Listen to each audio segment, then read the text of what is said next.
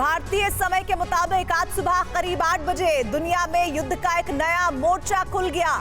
फिलिस्तीन के संगठन हमास ने इजराइल पर आज ऐसा हमला किया जो न तो किसी ने देखा था और न ही सोचा था। हमास के लड़ाकों ने इजराइल के मजबूत सुरक्षा कवच को पूरी तरह से ध्वस्त करते हुए इजराइल में आक्रमण कर दिया। लेकिन सवाल यह है कि आखिर कैसे हमास इतने बड़े हमले में कामयाब हुआ और उसने इतनी बड़ी जुर्रत कैसे की।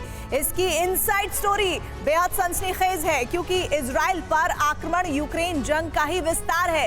कैसे, आज हम आपको सुपर प्राइम टाइम की इस ग्लोबल एक्सक्लूसिव रिपोर्ट में दिखाएंगे। और इजराइल के लेबनान बॉर्डर पर पहुंची है हिजबुल्लाह लड़ाकों की नई बटालियन। बड़ी खबर इस वक्त आ रही है। खबर ये आ रही है कि हमास ने इजराइल के कई बड़े सैन्य अधिकारियों को बंधक बना लिया है। इजराइल को 2 सीमाओं पर घेरने की तैयारी की गई है। ये बड़ी खबर इस वक्त आ रही है। TV9 भारतवर्ष पर जानकारी ये बता रही है कि इजराइल को अमेरिका की $450 करोड़ की आपात मदद की भी खबर है और इजराइल ने हमास की मरीन बोट उड़ाई है। स्पेशल हाई अलर्ट पर नेटो खुफिया एजेंसी है। ये बड़ी खबर इस वक्त आप देख रहे हैं। ये बड़ी जानकारियां बता रही हैं कि युद्ध का एक नया मोर्चा खुल गया है।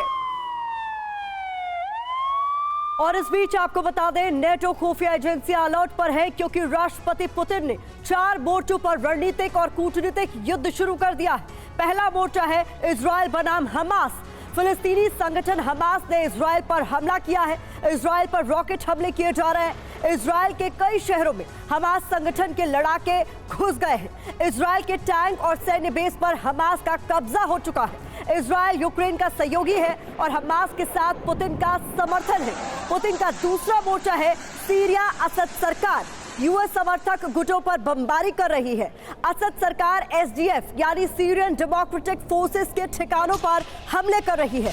इसके साथ ही HTS यानी हयात तहरीर अल शाम के ठिकाने भी ध्वस्त किए जा रहे हैं। ये दोनों संगठन असद सरकार के विरोधी है। सीरिया सरकार यूएस के कब्जे वाले ऑयल डिपो पर भी हमले कर रही है। अमेरिका के विरुद्ध पुतिन ने तीसरा मोर्चा नॉर्थ कोरिया में खोल रखा है। नॉर्थ कोरिया का शासक किम जोंग उन मिसाइल परीक्षण कर रहा है।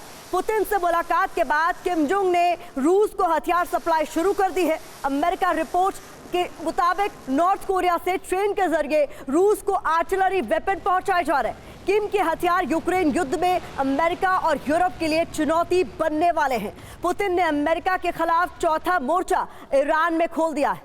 गल्फ ऑफ पर्शिया में अमेरिका ईरान सेना की आए दिन झड़प हो रही है।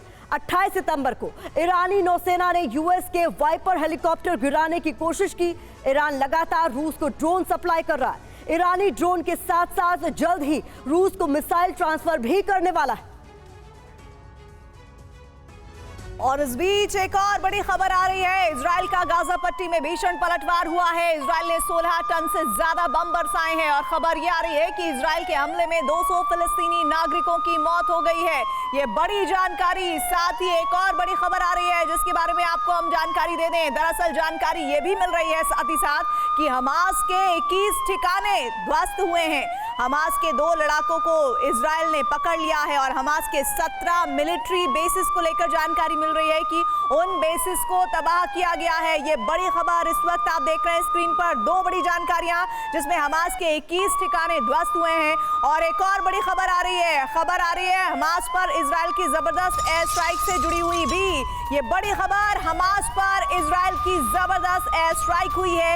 इजराइल प्रतिशोध का पहला वीडियो भी आपके सामने है और फिलिस्तीन में इजराइल की एयर स्ट्राइक, हमास के ठिकानों पर 16 टन बम की बरसात की गई है। फिलिस्तीन में इजराइल की भीषण एयर स्ट्राइक की तस्वीरें आपके सामने।